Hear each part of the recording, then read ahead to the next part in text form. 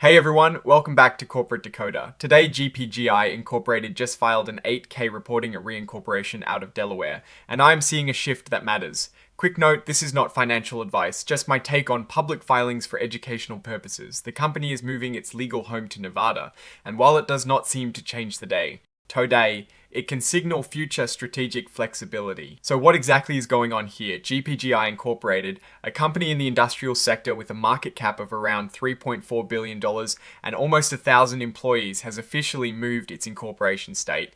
They were previously a Delaware company and now they are a Nevada company. This happened on June 5th, 2026. Think of it like this. If a company were a person, Delaware is where they were legally born and got their birth certificate.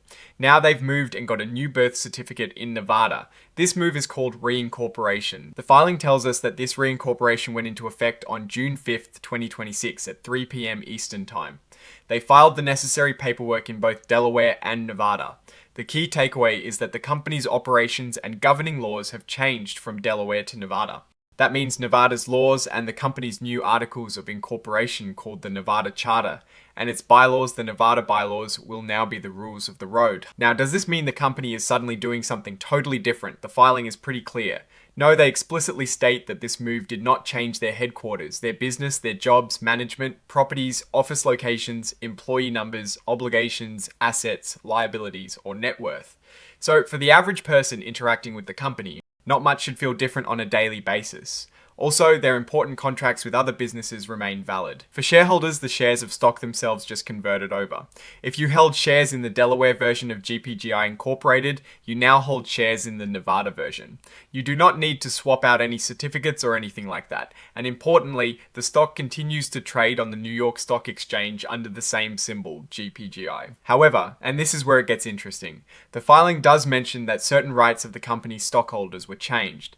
The details of these changes are in a previous filing from the 20th of April, 2026.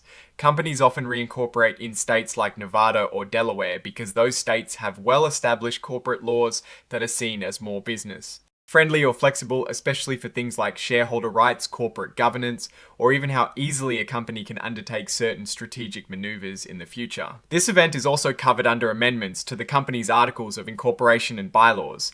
Essentially, the legal framework has been updated to reflect the move to Nevada. It is a structural change that paves the way for potential future flexibility. There is also mention of a legal opinion from a firm called Brownstein Hyatt Farber Schreck, LLP.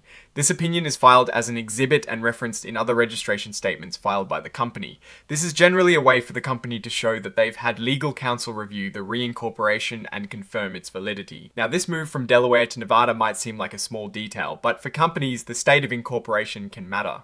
Delaware has long been a popular choice due to its specialized corporate courts and extensive body of corporate law.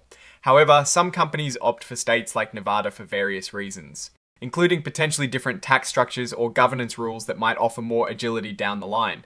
Think about it like choosing a different state to register your car. It does not change the car fundamentally, but it might change the registration fees or rules you have to follow. While the everyday operations stay the same, this reincorporation can be a strategic move. Nevada's corporate laws are known for offering significant flexibility, which might allow GPGI Incorporated to pursue future growth opportunities or acquisitions more smoothly. It's behind the scenes adjustment that positions the company strategically for what might come next. The document is signed off by David A.P. Marshall, who holds the title of Chief Legal Counsel and Corporate Secretary. This confirms that the official procedures have been carried out according to the company's legal and corporate governance requirements. So, to wrap up, GPGI Incorporated has officially moved its corporate domicile from Delaware to Nevada. This filing primarily signals a change in the legal home of the company, not an immediate change in its business operations or financial performance on a day-to-day basis. However, the shift to Nevada's corporate laws could potentially offer greater strategic flexibility for the company in the future. The key thing for investors to watch will be if this new legal structure enables any significant strategic moves or changes in governance that might impact the company's long-term direction or shareholder rights, beyond what is already detailed in their previous proxy statements. Oh, and the research tools I actually use are linked in the description. They help keep this channel going. That is my take. Stay decoded. If you like this video, smash that like button and subscribe for more, and join our Discord in the description.